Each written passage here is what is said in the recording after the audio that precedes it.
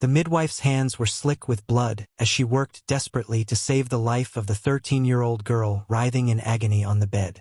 For hours, the child, because that is what she was, a child, had been screaming as her underdeveloped body tried to do what it was never meant to do at such a young age. The baby was stuck. The mother was dying. And in that moment, as death hovered over Pembroke Castle in the winter of 1457, everyone in that room knew the truth that history would try to forget.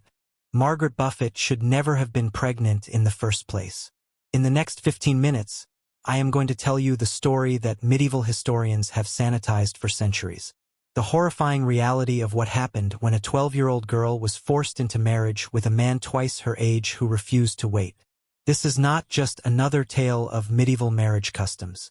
This is the story of how one man's greed permanently destroyed a child's body, how the most powerful people in England stood by and let it happen, and how that traumatized little girl would grow up to become the most formidable woman in Tudor England.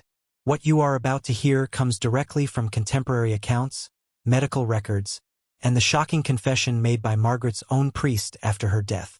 But here is where it gets even more disturbing. Margaret Beaufort's story was not unique. It was part of a pattern so horrific that even by medieval standards, people knew it was wrong. Yet they did it anyway. Picture this. May 31st, 1443. A baby girl is born at Bletsoe Castle in Bedfordshire. Her name is Margaret, and from the moment she draws her first breath, she is not a child. She is a commodity. Her father, John Beaufort, is the Duke of Somerset, one of the most powerful men in England. But within a year of Margaret's birth, something happens that will seal her fate. Her father is found dead under mysterious circumstances. The whispers spread quickly through the castle halls. Suicide. In medieval England, taking your own life was not just a sin. It was a disgrace that tainted your entire family. And suddenly, baby Margaret is not just an asset. She is vulnerable prey. By the time Margaret could barely walk, the vultures were already circling. You see, this 1-year-old baby had just inherited a fortune that would make grown men salivate.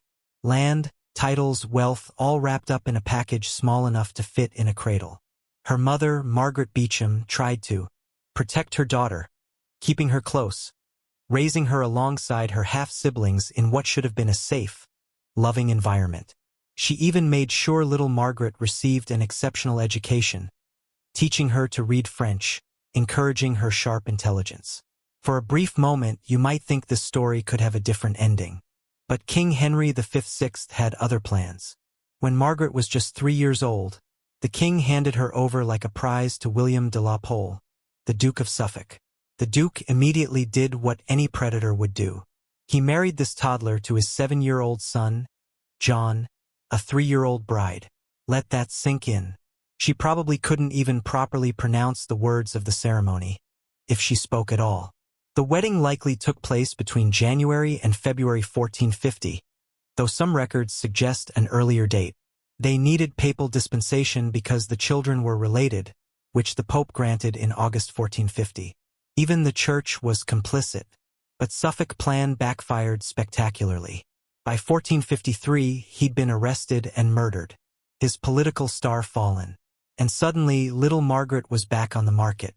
That's when King Henry VI made a decision that would destroy her life.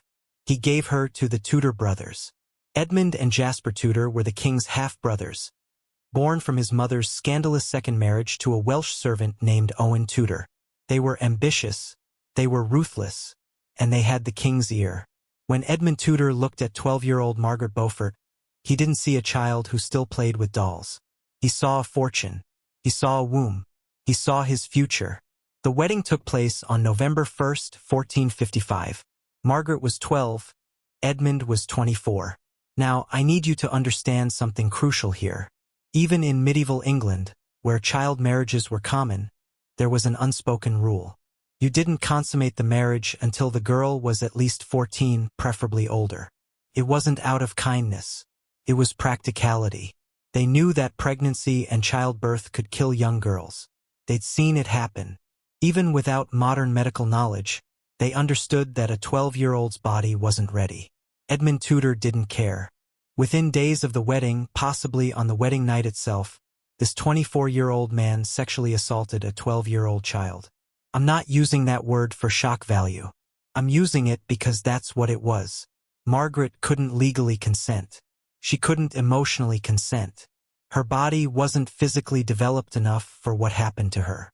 Historian Elizabeth Norton puts it bluntly.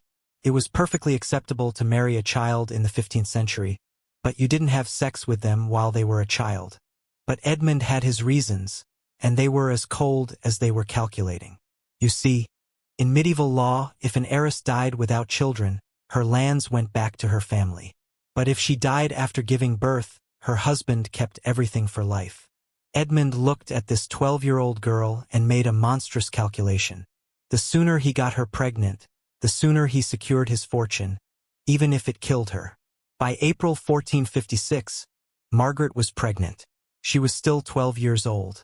Imagine being 12 and realizing your body is changing in ways you do not understand. Imagine the terror of morning sickness when you are barely out of childhood yourself. Imagine trying to comprehend what is happening as your belly swells with a baby you never asked for, planted there by a man who saw you as nothing more than a walking bank account. But Margaret's nightmare was about to get worse, because in July 1456, Edmund Tudor was captured by Yorkist forces during one of the many skirmishes of the Wars of the Roses. They imprisoned him in Carmarthen Castle, and by November, on their first wedding anniversary, he was dead. The official cause was plague, though some whispered about other possibilities. Margaret was now 13, 7 months pregnant and completely alone. She could have stayed where she was at Lamphay, but Margaret made a choice that showed the steel beginning to form in her character. Despite being heavily pregnant, despite it being winter, despite the very real danger of traveling while England tore itself apart in civil war, she made the journey to Pembroke Castle to place herself under the protection of her brother-in-law, Jasper Tudor. The journey itself could have killed her, riding over rough roads, through hostile territory, her young body already strained to its limits. She made it to Pembroke Castle, and on January 28, 1457, Margaret Beaufort's real ordeal began. Labor started, and immediately something was wrong. Margaret was tiny for her age. Contemporary accounts consistently describe her as small and slight. Her hips had not widened. Her body had not finished growing. The baby was coming, but there was nowhere for it to go. Hour after hour, the agony continued. The midwives exchanged frightened glances. They had delivered hundreds of babies, but this was different. This was not a woman in labor. This was a child whose body was tearing itself apart. The specifics of what happened in that room are lost to history, but we can piece together the horror from what came after. The birth was so traumatic, so damaging that Margaret never had another child despite remarrying twice. Think about that. In an age where women routinely had 10, 12, 15 children, where producing heirs was a wife's primary duty, Margaret Beaufort only ever had one.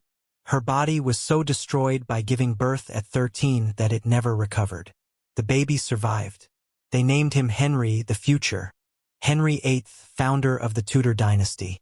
But survival came at a cost that Margaret would pay for the rest of her life. John Fisher, who became Margaret's confessor and close friend, delivered a sermon after her death in 1509. In it, he revealed something that shows just how close to death she came that January day. He called it a miracle that a baby could be born of so little a personage. Even 50 years later, in an age that didn't blink at child marriage, Fisher was still shocked that someone so small, so young, had survived childbirth. But survival isn't the same as being okay. Modern medical knowledge helps us understand what likely happened to Margaret's body. When a girl gives birth before her pelvis is fully developed, the baby can become stuck in the birth canal. The pressure can cause devastating damage, tissue death, fistulas, permanent scarring. The prolonged labor Margaret endured would have made everything worse. She likely suffered injuries that would be considered catastrophic even with modern medical care. And the psychological trauma. We can only imagine a 13-year-old girl orphaned by her father's suicide, sexually assaulted by her husband, widowed while pregnant, and then nearly killed bringing his child into the world. Is it any wonder that Margaret's relationship with her son became the defining obsession of her life? Some historians have described her love for Henry as bordering on obsessive and suggested it might have been a trauma response to almost losing both their lives during his birth. But wait, the story gets even more revealing because Margaret Beaufort learned from her horror. Decades later, when her own granddaughter, another Margaret Tudor, was betrothed to the King of Scotland at a young age, Margaret Beaufort fought against it. She and her daughter-in-law, Elizabeth of York, both lobbied Henry VIII frantically. Margaret's own son recorded her words, "The Queen and my mother are very much against this marriage. They fear the King of Scots would not wait but injure her and endanger her health." Think about that. 50 years after her own trauma, Margaret was still haunted by what had happened to her. She knew exactly what not waiting meant. She knew what it did to young girls' bodies. She'd lived it. And yet, even knowing this, even having suffered through it herself, the political machine ground on. Young Margaret Tudor was sent to Scotland anyway, married at 13, just like her grandmother. The cycle continued. This is what makes Margaret Beaufort's story so much more than just a historical tragedy. It's a window into how power worked in medieval England, how women's bodies were commodified, and how even victims of the system could become complicit in perpetuating it. Margaret went on to become one of the most powerful women in England, the king's mother, a political mastermind who helped orchestrate the Tudor rise to power. But she never escaped that room in Pembroke Castle. She never had another child, and when she tried to protect her granddaughter from the same fate, she failed. Modern historians have tried to soften this story. They talk about different times and different standards. They point out that Margaret seemed to retain affection for Edmund's memory. She asked to be buried beside him. Not her later husband's, but trauma does strange things to people. Stockholm Syndrome wasn't a term in the 15th century, but the psychology behind it is timeless. When you're 12 years old and the most powerful people in your world tell you this is normal, that this is God's will, that this is your duty, what choice do you have but to internalize it? The truth is that even by medieval standards, what happened to Margaret Beaufort was recognized as wrong. The typical age for consummation was 14 at minimum, often later. Noble families routinely negotiated contracts that specifically forbade consummation until the bride was older. The fact that Edmund Tudor ignored these conventions, that he chose to impregnate a 12-year-old for financial gain, was shocking even to his contemporaries. But they let it happen anyway because Margaret wasn't really a person to them. She was property. Property that could be traded, sold, and used as her owners saw fit. The king who gave her to Edmund, the nobles who witnessed the wedding, the priests who blessed the union. They all knew what would happen to her, and they did nothing. This is the system that created the Tudor dynasty. This is the suffering that put Henry VIII on the throne. Every Tudor monarch who followed, Henry VIII with his 6 wives, Elizabeth I, the Virgin Queen, they all traced their lineage back to a 13-year-old girl who nearly died giving birth because a grown man couldn't wait 2 more years to secure his fortune. Margaret Beaufort survived. She even thrived in her way. She founded colleges at Cambridge, Christ College, and St. John's College still honor her as their foundress. She became a patron of education, a political powerhouse, a woman who signed herself Margaret R., as if she were a queen in her own right. But success doesn't erase trauma. Achievement doesn't undo damage. When she died on June 29, 159, just 5 days after her 66th birthday, Margaret Beaufort had outlived 4 husbands, seen her son become king, and her grandson Henry VII inherit the throne. She'd accumulated vast wealth and power. She'd shaped the course of English history, but she'd never had another child. Her body never recovered from what Edmund Tudor did to her when she was 12 years old. This is the part of the story that gets lost in the glamour of Tudor history. We talk about Henry VII wives, about Elizabeth I's golden age, about the Tudor rose and the break with Rome. We don't talk about the child bride whose suffering made it all possible. We don't talk about how the Tudor dynasty was built on the broken body of a 13-year-old girl. But Margaret's story is still relevant today. In a world where child marriage still exists, where young girls are still traded like property, where their bodies are still seen as commodities to be exploited, Margaret Beaufort stands as a reminder of what happens when we fail to protect children. She survived. Yes, she even conquered. But at what cost? The midwife who delivered Henry Tudor that day in Pembroke Castle probably went home thinking she'd witnessed a miracle. And in a way she had. It was a miracle that Margaret survived. It was a miracle that Henry survived. But it was a preventable miracle, one that should never have been necessary if the adults in Margaret's life had done their job and protected her. Instead, they sacrificed her childhood, her body, and her future children on the altar of political ambition. She deserves to have her story told in full. Not just the powerful woman she became, but the brutalized child she was. Because until we acknowledge the real cost of power, until we face the human suffering behind the grand narratives of history, we're doomed to repeat the same cruelties. Margaret couldn't save her granddaughter. She couldn't undo what was done to her. But maybe by telling her story honestly, by refusing to look away from the horror of it, we can at least honor her memory. The real Margaret Beaufort, the child who survived the unservable, the girl who built a dynasty on the ruins of her own body. She was 12 years old. He was 24. It was wrong then. It's wrong now. And all the Tudor roses in the world can't make it right. Every time you see a portrait of Henry VIII, remember that he existed because a 12-year-old girl was sexually assaulted. Every time you read about Elizabeth, remember that her dynasty was founded on child abuse. Every time someone romanticizes Tudor England, remember Margaret Beaufort, 13 years old, screaming in agony as her child body tried to give birth to the future. That's the price of power. That's the cost of dynasty. That's the truth behind the Tudor rose. It bloomed in blood, watered with the tears of a child who should have been playing with dolls, not delivering kings. Margaret Beaufort died believing it was God's will. She died having internalized the violence done to her as divine providence. She died never knowing that she deserved better, that she had always deserved better, that every little girl deserves better than to be sacrificed for someone else's ambition. But we know better now. We know that 12-year-olds cannot agree properly. We know that child marriage is mistreatment.